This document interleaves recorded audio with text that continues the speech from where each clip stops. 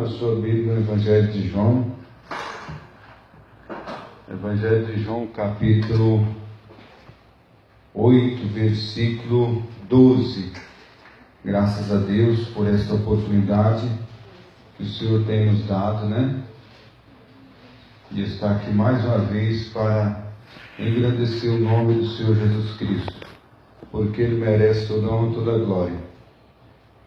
Diz assim a palavra do Senhor: falou-lhe, pois, Jesus outra vez, dizendo: eu sou a luz do mundo. Quem me segue não andará em trevas, mas terá a luz da vida. Amém? Amém. Podeis sentar. Nós estamos estudando a carta do Evangelho de João, e no capítulo 7 nós estudamos semana passada, na sexta-feira passada, e hoje nós vamos continuar no capítulo 8 aqui. No Ministério Público de Jesus, quero agradecer a Deus por esta oportunidade que o Senhor tem nos dado, de mais uma vez estar aqui para adorar o nome de Jesus, e eu quero confessar para os irmãos que tenho sentido a presença do Senhor aqui neste lugar. Temos sentido a graça de Deus. E agora continuamos a estudar o Evangelho de João. Por que eu comecei a ler o versículo 12? Não comecei a ler o Evangelho de João, capítulo 8, versículo 1.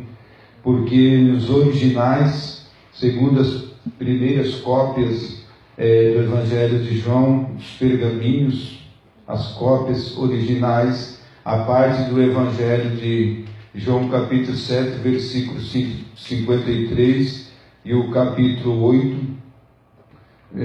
versículo 1 até o versículo 11, não fazia parte do Evangelho quando foi composto, mas foi acrescentado depois, não estando incluído esse trecho, porque parece não fazer parte do Evangelho de João quando foi escrito esse texto do Evangelho de João, capítulo 8, versículo 1 até o versículo 12. Então, por isso que nós já pulamos. Essa é a razão. Então, lembrando de que no capítulo 1, versículo 9 do Evangelho de João, você pode já abrir a Bíblia aí, e vemos que Jesus era chamado de luz. Jesus era chamado de luz. E agora no capítulo 8 e no capítulo 9, que vamos estudar hoje, até no 10, 11 e 12, se for possível, vemos que Jesus, ele era chamado à luz no capítulo 1, versículo 9, mas reforçando aqui no capítulo 8 e no capítulo 9, vemos que o mesmo nome aplicado a Jesus como luz está sendo novamente replicado aqui, esta parte maravilhosa. No capítulo 8, o versículo que fala que Jesus é a luz é o versículo 12. Começa já os originais falando que Jesus Cristo, Ele é a luz. Eu sou a luz do mundo. Quem me segue não andará em trevas, mas terá a luz da vida. Graças a Deus por isso. E no capítulo 9, versículo 5 também, Jesus diz que Ele é a luz do mundo novamente. Então, no capítulo 8 e no capítulo 9, Jesus apresenta como luz.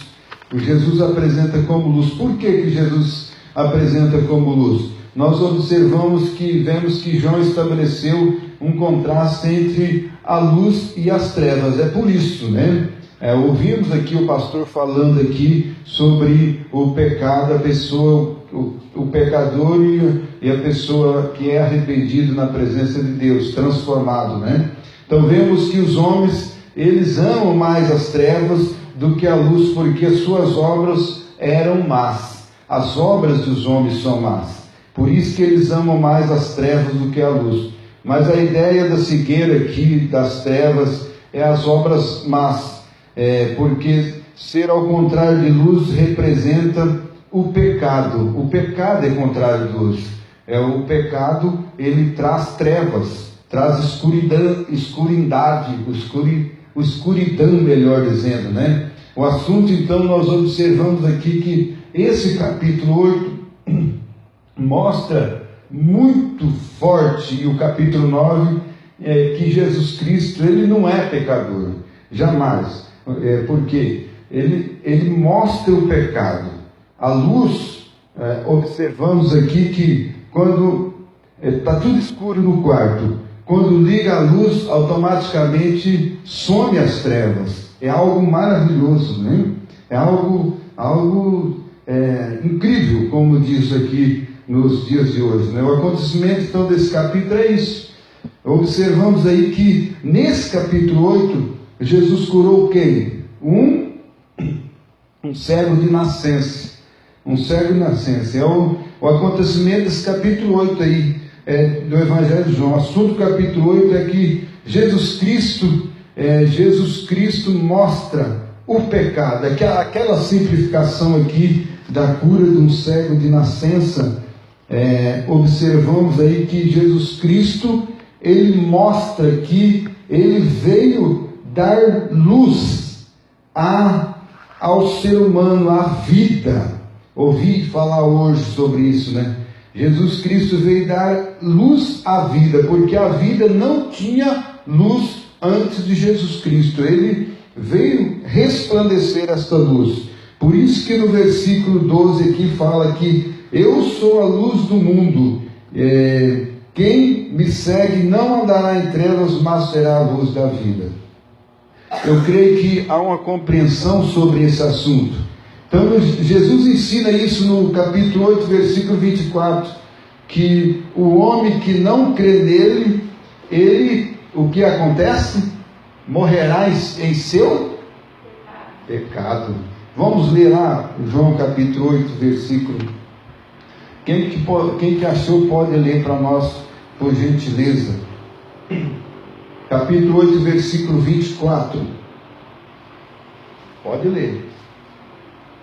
Por isso vos disse que morrereis em vossos pecados, porque se não credes que eu sou, morrereis em vossos pecados. Então por isso vos disse que morrereis em vossos pecados, porque se não crer, precisa crer. Se não crer, jamais vai ter a liberdade, jamais vai conhecer o eu sou, porque as pessoas que não creem morrem em seus pecados. Para viver uma vida abundante precisa crer. Precisa crer em quem? Precisa de crer em Jesus Cristo para a glória do Senhor. Então assim que quem crê em Jesus Cristo, ele não morre no pecado. Ele não morre no seu pecado. Graças a Deus por isso. O resultado do pecado é o que então? Morte. Glória a Deus. O resultado do pecado é morte. Graças a Deus por isso. Em Romanos 8, versículo 32, capítulo 8, versículo 32, é bem conhecido esse versículo, né? Se eu perguntasse para alguém assim, como está escrito em Romanos capítulo 8, versículo 32, todos iriam saber pelo menos uma parte. Todos iriam saber pelo menos uma parte. Então nem vou perguntar porque vocês sabem mesmo, né? Jesus fala a respeito da libertação pela verdade. Observamos aí no versículo 33 e no versículo 34. O versículo 32 fala aqui em Romanos capítulo, em João melhor dizendo, capítulo 8, versículo 32, diz assim: e conhecereis a verdade, e a verdade vos libertará. Às vezes eu falo Romanos, irmãos, porque eu gosto muito de ler o Romanos, tá? Mas é João, viu? Evangelho de João. Então, aqui, todos nós sabemos esse versículo de cor. Há campanhas de libertação sobre esse versículo, né? Conhecereis a verdade vos libertará. Mas muitas pessoas não aprofundam neste versículo. Muitas pessoas procuram decorar somente esse versículo, mas Jesus mostra que o pecador, ele é escravo do pecado. Por isso que esse versículo está formalizando isto No versículo 33 e versículo 34, nós podemos observar que responderam-lhe Jesus: somos descendentes de Abraão e nunca servimos ninguém. Como dizes tu, sereis livres? Aí o versículo 34, respondeu-lhes, pois, Jesus: em verdade vos digo que todo aquele que comete pecado é servo do pecado. Então, observamos aqui que os judeus estavam orgulhosos de ter Abraão como seu pai, nesta passagem aqui. Mas Jesus Cristo disse que as suas obras não eram como as obras de Abraão, nem de Deus. Leia no versículo 39, versículo 44 de João, melhor dizendo. João, capítulo 8, versículo 39 a 44. Quem pode ler, por gentileza. Então, segundo Jesus, os homens que o rejeitam são filhos de quem? Filhos de quem? Do diabo. Meu Jesus. Pode ler, meu missionário. Então lhe responderam: nosso pai é Abraão.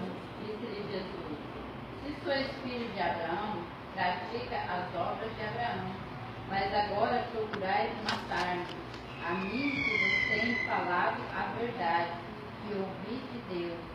Assim não procedeu Abraão? Vós fazeis as obras de vosso pai. Disseram-lhe eles: nós não somos bastardos, temos um pai que é Deus. Replicou-lhe Jesus: se Deus fosse de fato vosso pai, certamente me havias de amar, porque eu vim de Deus e aqui estou, pois não vim de mim mesmo, mas ele me enviou. Qual a razão por que não me compreendeis a minha linguagem? É porque sois incapazes de ouvir a minha palavra, vós sois do diabo, que é vosso pai, e quereis satisfazer os desejos. Ele foi homicida desde o princípio e jamais se firmou na verdade, porque nele não há verdade. Quando ele profere mentira, fala do que lhe é próprio, porque é mentiroso o pai da mentira. Graças a Deus. Observamos aí que, segundo o versículo 44 que a irmã leu aí, missionária, os filhos do diabo fazem o que o diabo quer. E o diabo é chamado homicida e mentiroso desde o princípio, né?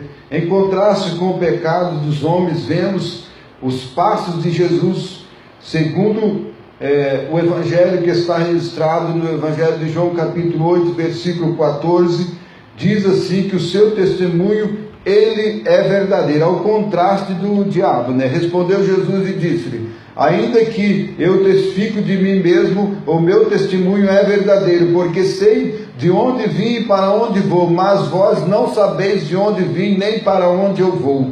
Observamos aí que há um contraste neste versículo, que o pecado dos homens leva o homem a um lugar desconhecido, não um lugar conhecido, e um lugar incerto, podemos observar e dizer assim. Mas Jesus Cristo, ele veio para trazer luz ao caminho correto, ao caminho certo. Observamos no versículo 23 de João, do Evangelho de João, Jesus é de cima e não deste mundo.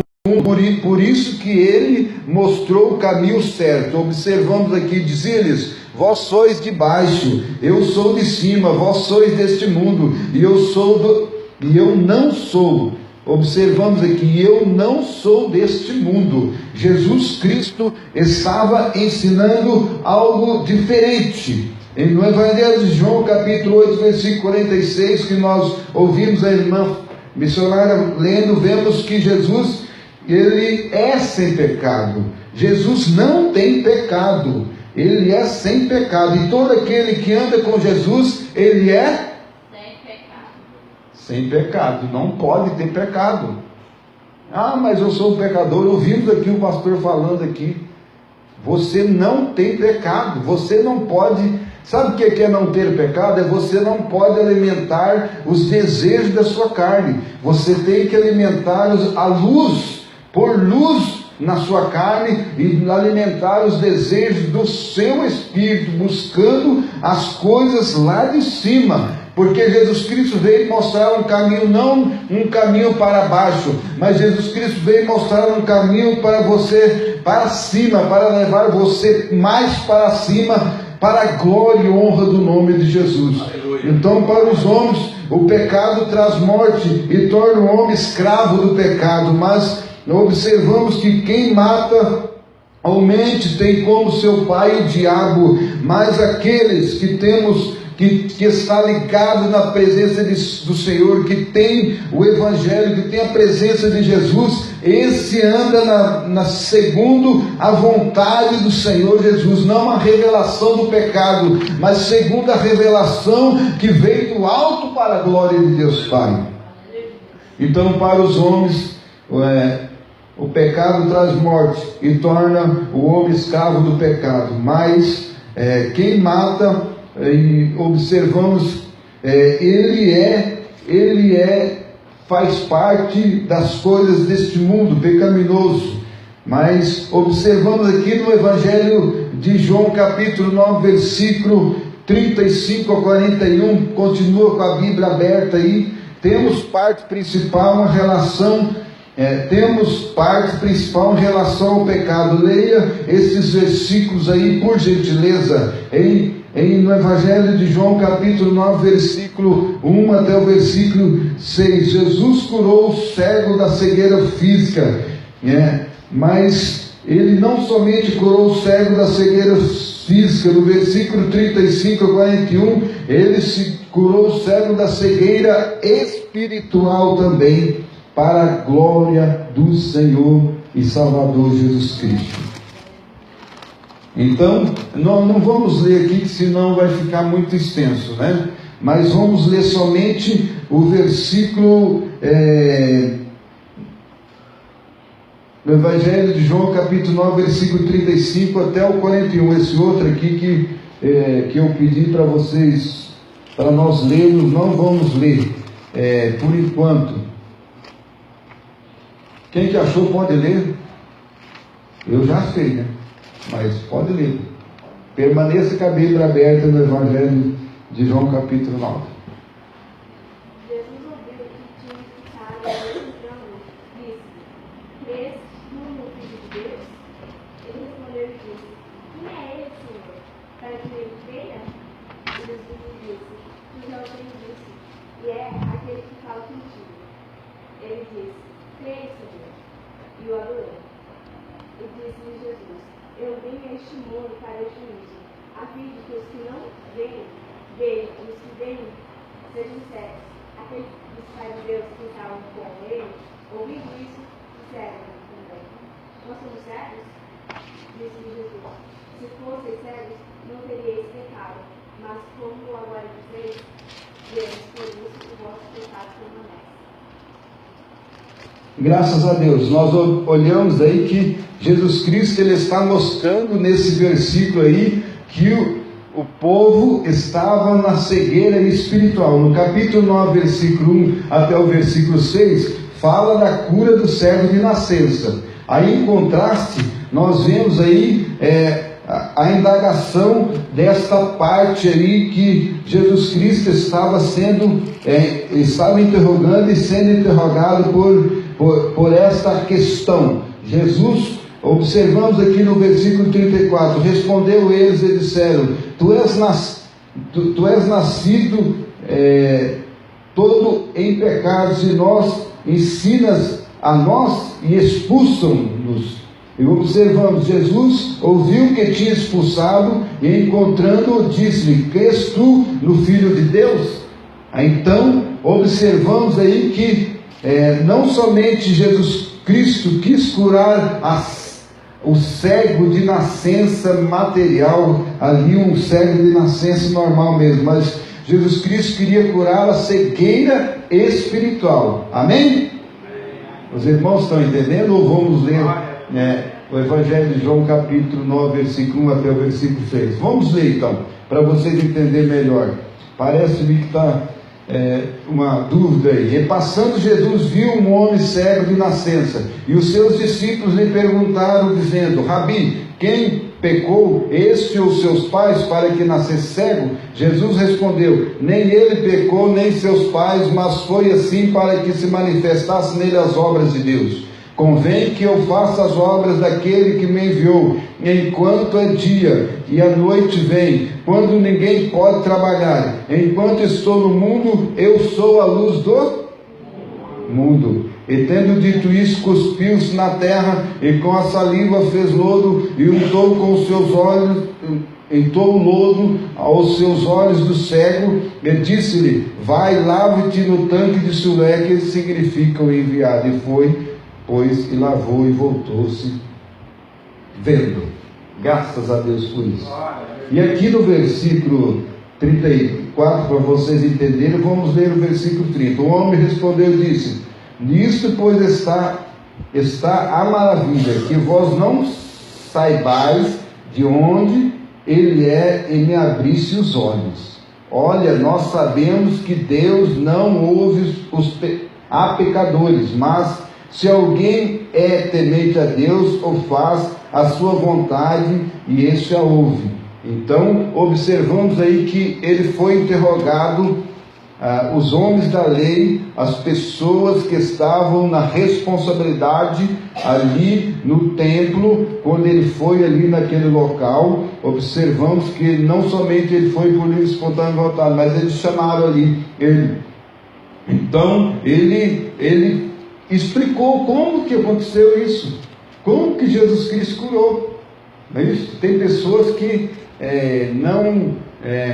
não manifesta a fé, mas sim manifesta a incredulidade naquilo que Deus quer fazer na obra, quer fazer no reino. Então nós precisamos de estar capacitados para entender a vontade de Deus, a maneira de Deus agir, a maneira de Deus se manifestar de uma forma gloriosa para a glória do Senhor Jesus. E aqui Deus, em Jesus Cristo, está se manifestando como luz do mundo. Como que ele vai mostrar que ele é a luz do mundo se ele não clarear nada, não clarear os olhos do ser humano? Então ele usou aquele cego para que a glória dele se manifestasse naquele momento. Para a glória do Senhor se manifestar, então usou um tato, algo natural, algo visível, algo que as pessoas iriam entender, que os sacerdotes iriam ficar basbacados pelo o que aconteceu. Então ele curou o primeiro cego e depois começou a ensinar o porquê ele curou. Para quê? Para que a glória de Deus, para que a luz do Evangelho, para que o verdadeiro Evangelho fosse ministrado, fosse colocado na mente não somente daqueles que são chamados para a vida, mas para todo o povo, para que a glória do Senhor se manifestasse na congregação, na sinagoga, nos eruditos daquela época, e para que todos entendessem a vontade de Deus de uma forma coerente.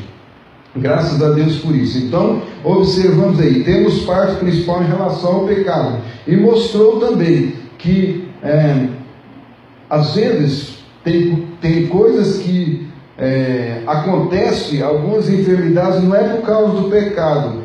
Por que ele estava falando isso? Por que ele estava dizendo isso? Estava em jogo um tipo de doutrina da doutrina do Antigo Testamento, a doutrina de Jó.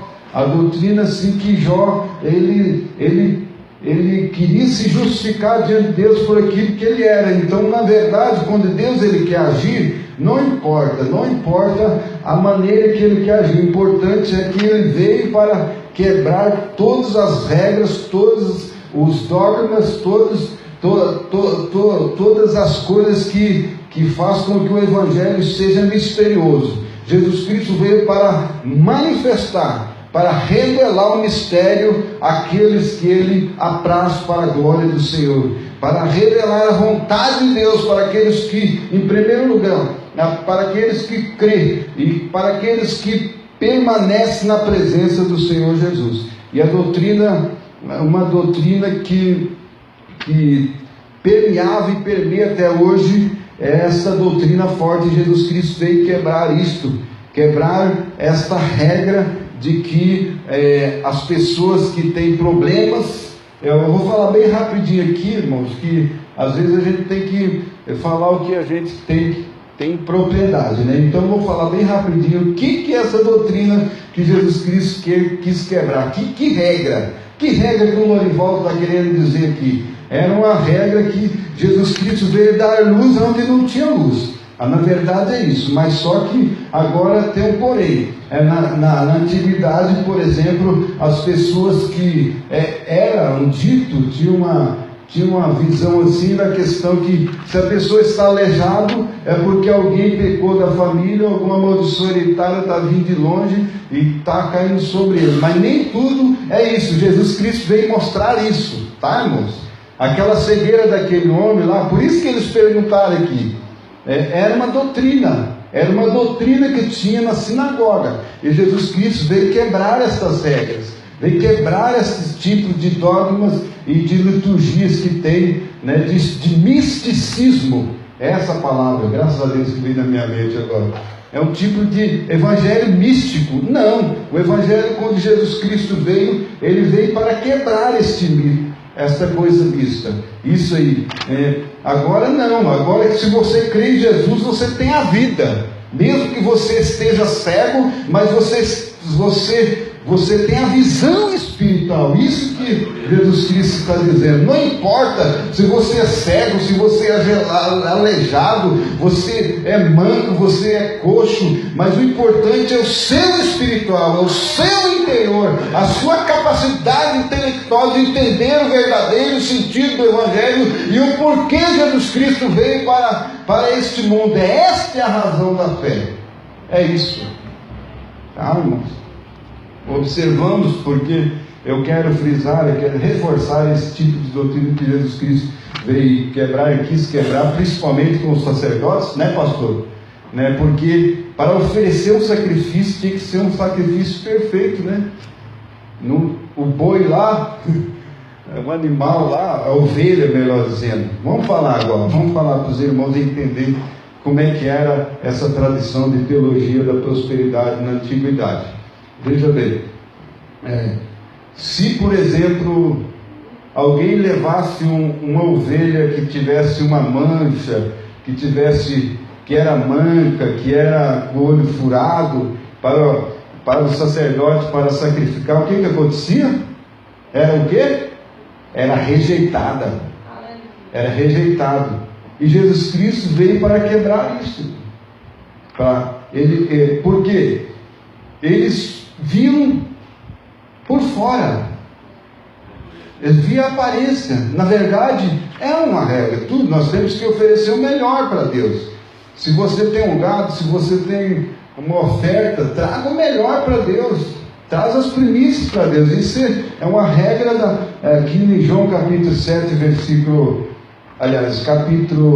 Evangelho de João capítulo 7, isso. Nas festas ali, no sétimo dia da festa, Jesus, igual nós falamos a vez passada, Jesus se pôs no meio, João 7, 30 e quanto mesmo?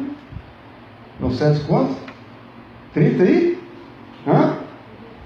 37 e 38, para não errar, né? Amém? Então Jesus pôs no meio, quem quer em mim, do meu interior fluirão rios de água viva. Então, ele estava cheio de rituais, né, pastor? Estava cheio de rituais, né, dentro da congregação, e eles ficavam naquilo ficava só na aparência, e Jesus Cristo mostrou o interior. Já pensou? Nós estamos entendendo isso? Quem crê em mim, do seu interior fluirão rios de água viva. Não é do vaso, não é do vaso que o sacerdote vem no altar, se derrama ali. Eu até falei que quebrou o vaso, tipicamente, mas só que era derramada a água, eu vou refrisar aqui, era derramada a água diante do altar. Aí o sacerdote falava, relembrando alguns assuntos referentes a acontecimentos dos antepassados, mas Jesus Cristo veio e se pôs no meio da congregação e diz: quem crê em mim, do seu interior fluirão rios de água viva. Ele mostrou que está lá dentro A cura tem que ser de dentro para fora. O adorar tem que ser de dentro para fora, né? E agora novamente Jesus Cristo está mostrando aqui, Jesus curou o extraordinário que é a cura do cego de nascença. Mas Jesus aqui no versículo 35 até o 41 mostra que a verdadeira cegueira não é aquela cegueira que aquele cego tinha. A verdadeira cegueira é a cegueira espiritual que os sacerdotes tinham, alguns e muitos outros também tinham, e queriam questionar a questão da cura. Por que ele estava questionando a questão da cura? Porque era um dia propício para curar. Era um dia, mas observamos que eles questionaram a cura, porque eles não compreenderam a vontade de Deus, através de Jesus Cristo ali naquele local. Mas observamos aqui que no princípio, aqui no versículo 32, desde o princípio do mundo nunca se ouviu que alguém abrisse os olhos de um cego de nascença. E Jesus Cristo veio e mostrou isso. E se este não fosse de Deus, nada poderia fazer. Quem que estava falando isso aí? Era o cego que estava falando, né, pastor? Era o próprio cego. Ele estava sendo o que ali? Ele era um evangelista. Ele estava levando a mensagem de Jesus já. Jesus curou ele defendeu, como diz, o partido de Jesus. Gente, vocês não estão entendendo, vocês não estão entendendo o que aconteceu comigo. Eu era cego de nascença. Jamais uma pessoa que não é de Deus vinha fazer isso. Nunca aconteceu isso, gente. Olha, estava sendo quebrado o legalismo religioso também. Então, graças a Deus por isso, irmãos. Em Cristo nós somos mais que vencedores. A cura espiritual veio através de crer em Jesus. Então aquele cego não foi somente curado somente daquela cegueira de nascença, mas ele foi curado da cegueira espiritual, porque ele começou a falar de Jesus. A pessoa que é curada da cegueira espiritual, sabe o que acontece? Ele sai daqui do estudo desse, de um culto desse abençoado, que desde o início está falando sobre a prevariedade do pecado, a prevariedade da pessoa que fica pecando. Ele sai daqui e começa a falar. Ele começa a falar consigo mesmo. Ele começa a falar com as outras pessoas. O estudo bíblico é para isso, irmãos, para você compartilhar com outras pessoas, que seja uma pequenininha frase que você aprendeu aqui. Compartilha isso com as outras pessoas, porque isso é vida. Isso gera vida. Isso gera cura espiritual. Isso gera aclareamento da cegueira espiritual que o mundo está aí cego aí fora, mas através de nós que vemos a glória de Deus aqui nesse lugar resplandecer e operar curas e milagres, através disso outras pessoas vão vir também para a glória de Deus. Então os fariseus diziam: nós vemos, mas Jesus mostrou que isso significa que seu pecado subsistia ainda, porque o caso do cego ter curado ilustra que Jesus tem o poder sobre o pecado, não só sobre a cegueira, mas sobre o pecado. O que vimos em João capítulo 8, versículo 36, é bem decorado também, bem conhecido. Todos, quem conhece o versículo 36 de João? Mesmo que nós conhecemos, mas vamos ler novamente. É a mesma verdade que Jesus liberta do pecado. Vamos ler lá, João 8,36. É bonito demais esse versículo. Pode recitar ele. Depois o Filho vos libertar, verdadeiramente sereis livres.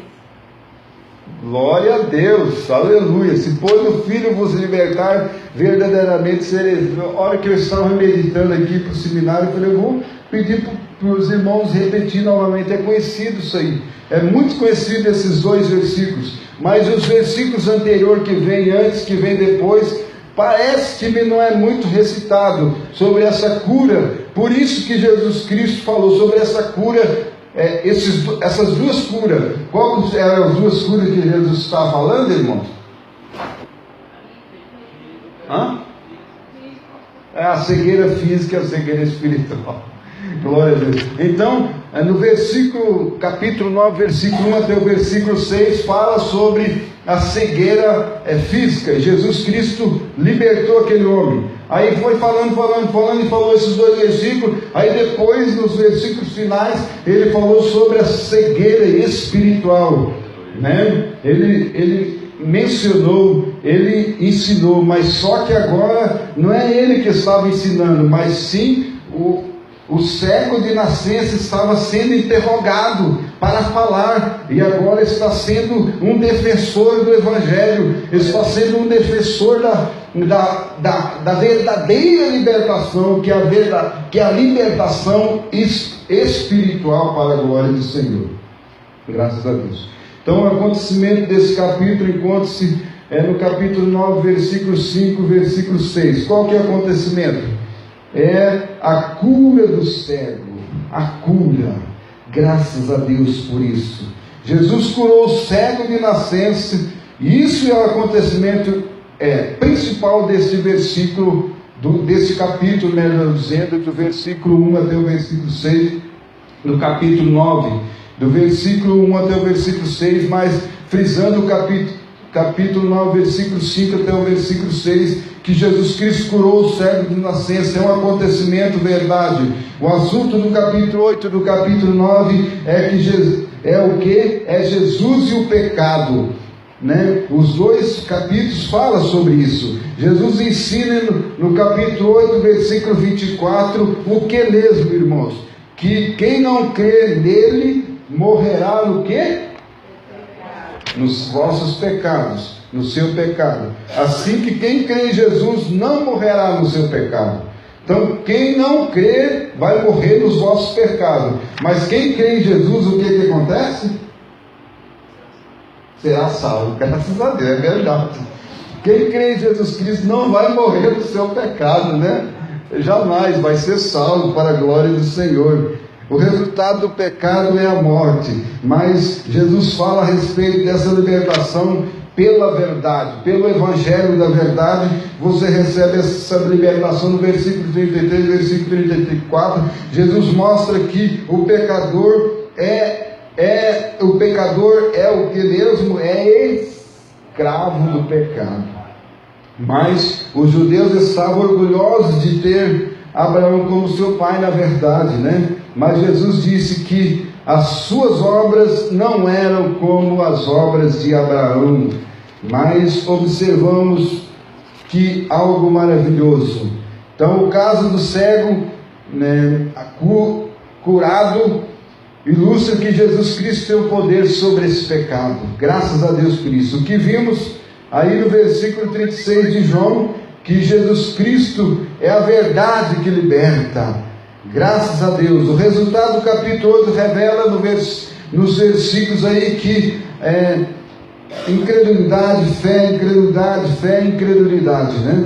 Uns era fé, outros é incredulidade. Mas no versículo 30, o único que mostrou, no versículo 30, é o único que mostrou fé.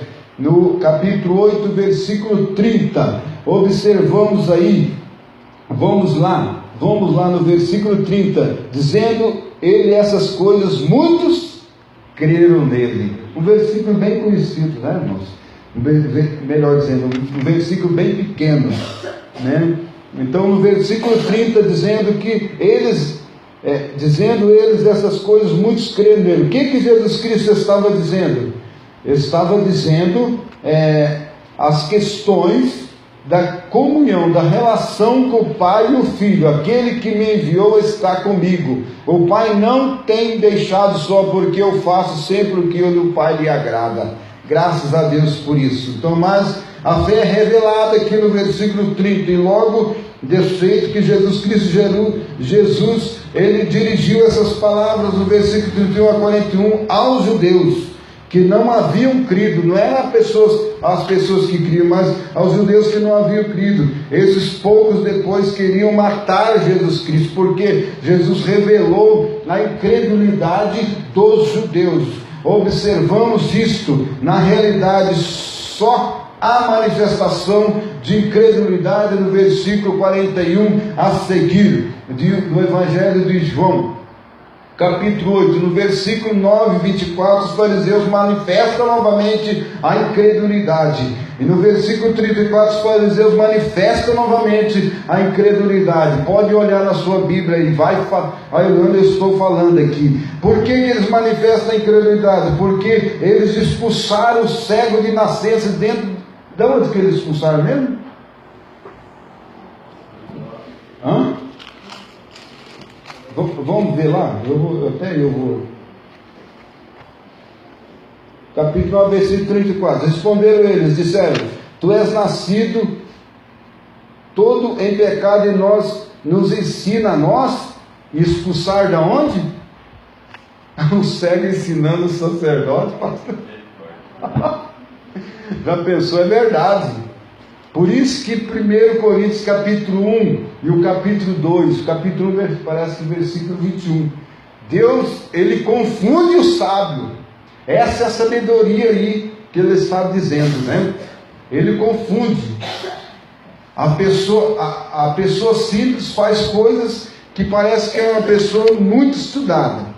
Então, veja bem, pouca coisa, poucos dias, poucos momentos ali, irmãos. O cego já estava ensinando da lei, porque ele não estava compreendendo. Por que ele estava ensinando? Porque os da lei, os fariseus, não estavam compreendendo a vontade de Deus. É isso que Deus quer que você faça, que você compreenda a vontade de Deus, compreenda o que Deus quer fazer na sua vida. Deus quer te capacitar, Deus quer te capacitar não como o mundo, mas quer te capacitar com as coisas espirituais, para que você entenda espiritualmente as coisas de Deus. Jamais as coisas de Deus vai se entender com o intelecto, com o seu encéfalo, a sua capacidade de raciocínio. No cérebro, você tem o seu cérebro, mas atrás aqui tem a parte psíquica, se chama-se encéfalo. É mais ou menos assim, eu não sou muito formado, mas a gente entende assim, o encéfalo, aquele pouquinho que você entende. É porque depois da queda, antes da queda, o homem tinha capacidade de 100% de raciocínio. Depois da queda, o homem tornou-se irracional, tipo assim, sem raciocínio de entender as coisas de Deus. E é muito limitado, e só é revelado para aqueles que têm sede, porque a palavra diz: quem tem sede, vem a mim e beba. E é quando você se manifesta, se revela diante de Deus, e Deus se revela para você, aquela parte de capacidade intelectual e espiritual é ligada, é acenada, é posto uma luzinha no fundo do túnel. Aí você começa a ver as coisas diferentes com as coisas desse mundo, como que as pessoas veem neste mundo. É isso, irmãos, é algo sobrenatural. E quando você começa a ver as coisas que este mundo não vê, e você começa a ver as coisas espirituais, aí você começa a se desenvolver intelectualmente a sua vida espiritual. A anteninha começa a se clarear, a se acender. Aí você vai ter 1%, 2%, 3% de capacidade intelectual, espiritual, estou dizendo, 4%. Aí quem chega a 5% pela ciência, é a pessoa que é superdotada, não é isso? E no mundo espiritual também é assim. Quando você chega a 5% da sua capacidade espiritual, intelectual, você começa a ser inteligível, você começa a entender as coisas de Deus. Mas quando você começa a entender as coisas de Deus, aí Deus se revela para você. Deus se revela de uma forma de totalidade. E no dia do arrebatamento da igreja, com certeza, você vai ter um momento de plenitude de Deus. Mas não vai ficar por aí, tá, gente? Vocês vão começar a conhecer as coisas do paraíso. Ali você vai, se não houver o arrebatamento da igreja, se você morrer antes do arrebatamento da igreja, eu vou me aprofundar aqui mais um pouco, tá, pastor? Se você não ver, você parte para a eternidade, você vai para um local ali do paraíso, e você fica ali conhecendo melhor Deus, conhecendo melhor as coisas de Deus. Você vai ver Abraão, Isaac e Jacó, você vai entender que aquilo que estava escrito é verdade mesmo. Após a morte não tem mais escape, não tem mais volta, como diz a história do rico e do Lázaro ali, mas no seio de Abraão, que agora é o paraíso, que Deus levou cativo do cativeiro, subiu e levou o cativo do cativeiro nas alturas, e como diz Efésios capítulo 4, e deu dons aos homens. Isso é plenitude. E ali você vai conhecer mais um pouquinho a Deus. Aí quando vier o arrebatamento da igreja, você vai conhecer mais um pouquinho de Deus, porque você vai participar das bodas do Cordeiro, e ali você vai se alimentar juntamente com os santos, e cantar o hino da vitória, um novo cântico, como diz Apocalipse, sarabalas tricantes, sarabalas covas, aleluias. Isso é viver uma vida espiritual, sem cegueira espiritual. Deus clareou a sua mente espiritual, agora você fecha o seu olho e vê as coisas de Deus manifestar na tua vida. Oh, glória a Deus. E não vai acabar por aí o conhecimento de Deus. Você vai conhecer e começar a conhecer a Deus e continuar conhecendo a Deus milenar, de eternidade em eternidade. Você vai viver uma vida eterna. Mas agora, Lorival, eu posso viver a vida eterna aqui nessa terra? Pode. Sinta o eterno contigo. Sinta Jesus na sua vida. Aleluia. Você não é sozinho, você é parte do corpo de Cristo. Você faz parte da igreja invisível. Você faz parte da luz, não da cegueira. É isso. É isso que é de Deus. É isso que Jesus Cristo queria dizer para os sacerdotes e para aqueles homens. Porque Ele é o sumo sacerdote. Mas Jesus Cristo não disse para eles. Mas foi aquele servo que disse para ele. Aí quando Jesus Cristo foi condenado, vou adiantar lá nos acontecimentos finais de João. Quando Jesus Cristo ele foi interrogado pelos homens da lei, e Jesus Cristo, perante Herodes, Jesus Cristo não falou nada, pastor. Herodes perguntava para ele: eu quero te conhecer, não sei o que, papá lá para cá e tal. Mas antes de Jesus Cristo se encontrar com Herodes, Jesus Cristo falou assim: olha, aquela raposa, aquele verme. Mas quando Jesus Cristo ele foi ter com Herodes, não porque ele queria, mas Herodes chamou ele para ser interrogado. Aí Herodes perguntava para Jesus nada. Perguntava para Jesus nada. Aí Herodes pôs uma veste nele e mandou ele novamente para o outro, para Pôncio Pilatos. Vou adiantar rapidinho. E observamos que quando Pôncio Pilatos começou a falar, porque ele entendeu que ele não podia tocar naquele homem. Aí, tu és o rei dos judeus? Jesus Cristo falou: tu o disseste. Ele só respondia o necessário. Porque o reino de Deus, de Jesus Cristo, que veio estabelecer aqui, não é deste mundo o reino. O reino de Jesus, ele é espiritual, melhor dizendo. Ele é espiritual, ele veio para tirar a cegueira espiritual das pessoas que são chamados para o reino de Deus. Todos quem são chamados para o reino de Deus, todos aqueles que seguem o Evangelho, que creem no nome de Jesus, que vivem uma vida casta, sem contaminar com o pecado deste mundo. Por isso que ele dizia, os fariseus diziam, nós vemos, mas Jesus mostrou que isso significa que seu pecado subsistia com eles. Jamais. Graças a Deus por isso, aleluia.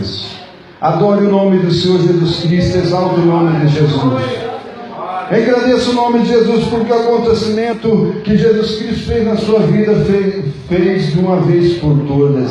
E Ele quer tirar a sua cegueira espiritual ainda. Ele quer se revelar mais ainda na sua vida, com você, para você e através de você, no nome de Jesus Cristo. Aleluia. Glória a Deus, aleluia. Jesus é revelado como luz. O assunto do capítulo, não somente de um capítulo, mas dos capítulos 8 e 9 é Jesus e o pecado.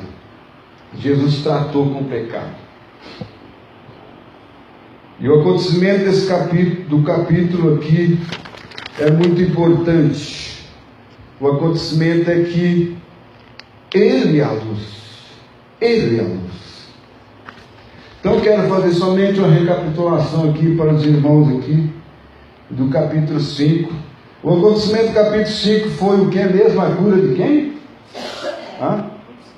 A cura do paralítico. No capítulo 8, capítulo 9, que é a cura do cego, tá? O acontecimento do capítulo 6 foi o que mesmo?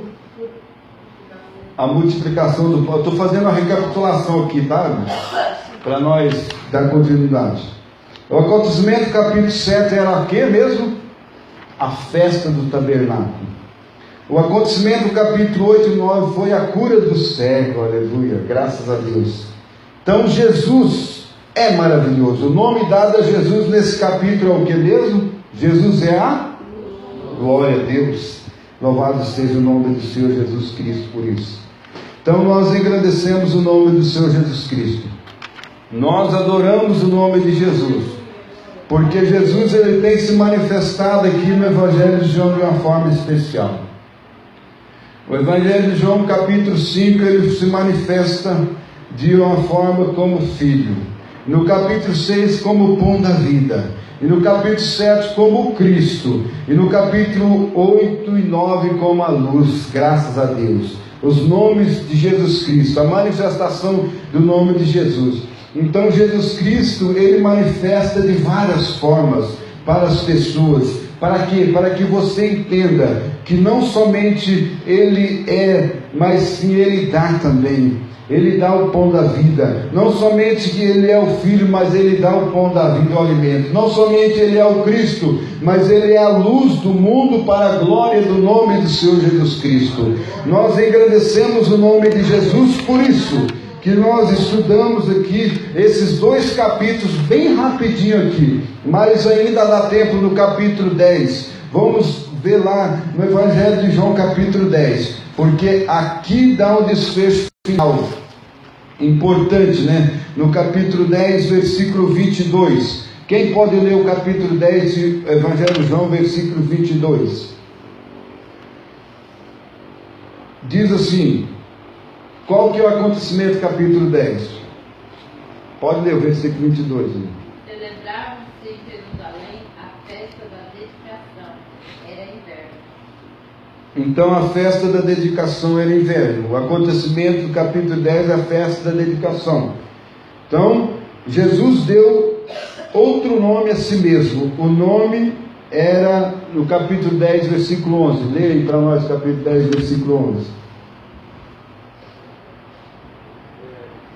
Eu sou o bom pastor. O bom pastor dá a sua vida pelas ovelhas.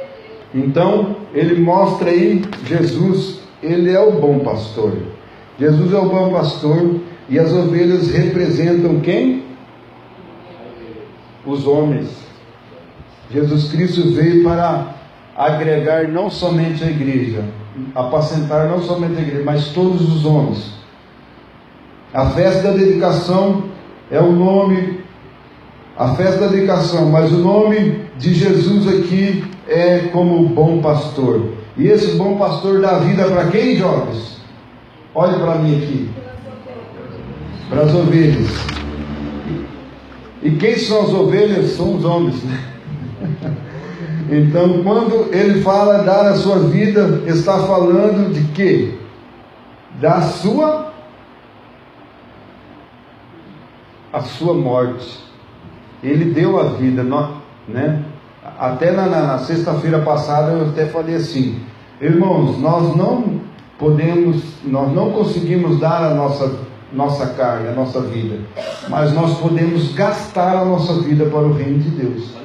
Há capacidade disso, né?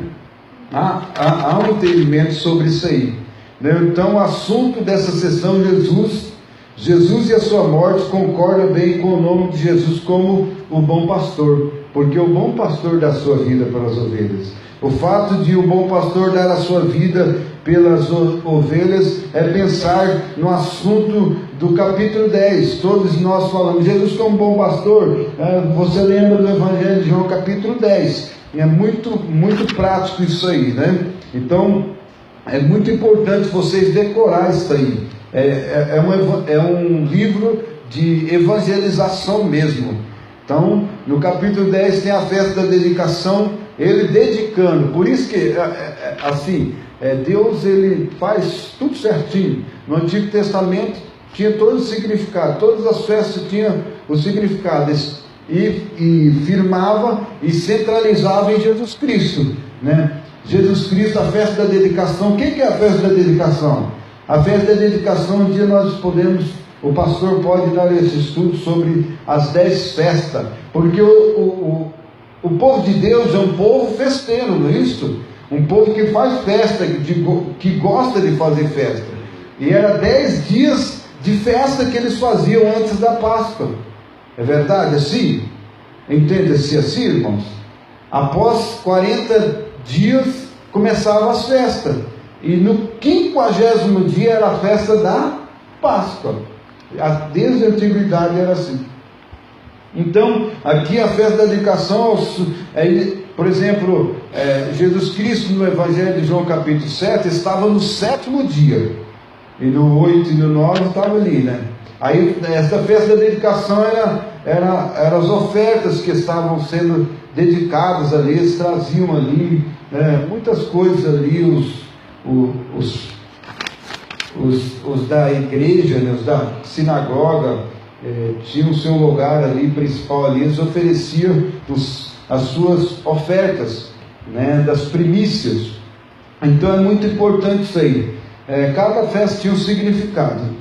Então, no capítulo 7, o acontecimento é a festa dos tabernáculos, como eu estava falando, né? Mas no capítulo 10, a festa da dedicação. Observamos aí que o capítulo 8 e 9 não falou muito sobre festa. No capítulo 10, estava falando sobre a festa da dedicação. Estava chegando próximo dia da Páscoa. A festa da dedicação, Jesus fala em dedicar sua vida pelas ovelhas. Algo maravilhoso isso aí. Então, na festa da dedicação, nós entendemos que Jesus é chamado de quê mesmo?